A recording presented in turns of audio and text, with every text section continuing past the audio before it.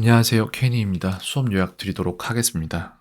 할 수 있는 것들을 해 나가고 있는데요. 뭔가 안 되는 것들이 굉장히 많기도 하고 그런 것들이 여러 가지 문제를 보여주고 있어요. 그런 거를 일단 그거부터 물어봤습니다. 전체적으로 이제 시간대별로 있었던 일들을 말씀드린 게 나을 것 같습니다. 모의고사 오늘 봤잖아요. 그래서 거기에 대해서 물어봤고 시간이 좀 부족했다라고 하더라고요. 일단 해석을 완전 못하는 건 아닌데 해석이 안 되는 부분들이 단어 위주의 문제를 갖고 있고 그것 때문에 안 되는 부분들이 있고 빈칸에 들어갈 단어 고르는 문제가 어려웠다. 이거는 이제 단어를 모르면 답이 없는 문제라서 어려운 거고요. 그럼 제가 걱정했던 부분이 이거거든요. 주어진 문장에 들어갈 곳 찾는 문제 이런 게 조금 어려울 수 있는데 이런 게 헷갈렸다라고 했고 그래서 나중에 좀 다시 한번 얘기를 해야 될 것 같습니다. 뭐가 어려운지는 알 것 같고요. 그럴 거라고 생각은 했는데 알겠습니다. 그 다음에 이제 이런 게 있어요. 그 수업하는데 계속해서 뭔가 틱틱대는 소리가 나는 거예요. 그게 그냥 틱틱대는 소리가 나는 게 아니라 자기가 뭔가 할 때는 틱틱대는 소리가 나는 게 아닌데 근데 이 틱틱하는 소리가 제가 설명만 시작하면 막 나요, 소리가. 그렇다는 얘기는 학생이 뭔가를 하고 있다는 건데 자기가 해야 하는 일을 할 때에는 소리가 안 나는데 제가 학생한테 설명을 할 때 이 소리가 난다? 그 얘기는 학생이 제가 설명하는 걸 듣고 있는 게 아니라 뭔가 다른 걸 하고 있다는 얘기거든요. 물어봤어요. 그랬더니 옆에 뭐 프린트물이나 이런 게 많아가지고 그거 정리하고 있었다라고 얘기를 하더라고요. 근데 사람은 한 번에 한 가지 의식적인 행동밖에 할 수가 없어요. 그래서 이 한 가지를 왔다 갔다 빠르게 왔다 갔다 하면서 할 수는 있는데 그 멀티태스킹이라고 부르는데 지독히도 비효율적입니다. 즉 학생은 뭔가를 왜 해야 되는지 모르는 상태로 이런 행동을 하는데 그렇다는 얘기는 제가 설명을 하는 이유 자체가 학생이 모르기 때문에 설명을 하는 건데 제가 설명을 할 때마다 학생이 딴짓을 해요. 그러면 학생은 자기가 설명을 들었는데도 뭘 들었는지 모르는 거거든요. 근데 그런 일이 일어났다는 건 아무도 모르죠. 왜냐면 학생은 수업 태도가 좋으니까. 그리고 이런 행동 안 하고 다른 생각을 할 수도 있는 거잖아요. 티는 안 나요, 겉으로. 근데 본인이 의식적으로 들어야 될 것을 의식적으로 안 듣고 다른 생각을 하는 경우들이 상당히 있을 수 있다라고 저는 생각을 하거든요. 그 다음에 이제 이런 것들은 뭘 모르는 부분에 대한 얘기인데 학생이랑 회화로 수업을 진행을 하려고 해도 1만 시간의 법칙이라는 얘기가 있는데 1만 시간의 법칙은 100% 사실이 아니거든요.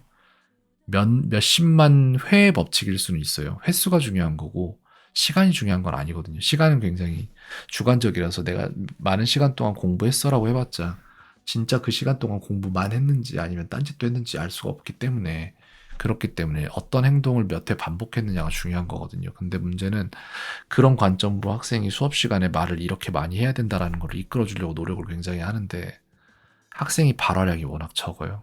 너무너무 느려요. 뭔가 머릿속에서 단어를 생각해서 떠올려서 입으로 출력해내기까지의 시간이 지독히도 오래 걸립니다. 그래서 이 부분에 대해서 계속 얘기를 해서 좀 긴장하게 만들려고 해도 잘 되지 않아요. 그리고 또 한국어에서의 문제점은 무엇이냐 하면 한국어로 수업을 해도 학생이 어떠한 문법적인 것들을 안 배운 게 아니거든요. 중학교 때도 가르쳤었거든요, 제가. 그런 것들을 계속해서 망각하고 또 자신이 지금 이 문장을 만들기 위해서 자신이 배웠던 수많은 패턴들 중에 어떤 걸 사용해야 될지를 잘 모르고 그리고 그거가 자신이 지금 현재 사용한 그 패턴이 맞는지 아닌지에 대한 검산이 없어요. 그러니까 운이 좋으면 맞출 텐데 운이 나쁘면 못 맞추고 그리고 학생이 수업에 들어오면은 뭐든지 다 맞아떨어지게 말하는 학생이 존재하고 이 학생, 그러니까 에마 학생 한 명이 그렇단 얘기예요.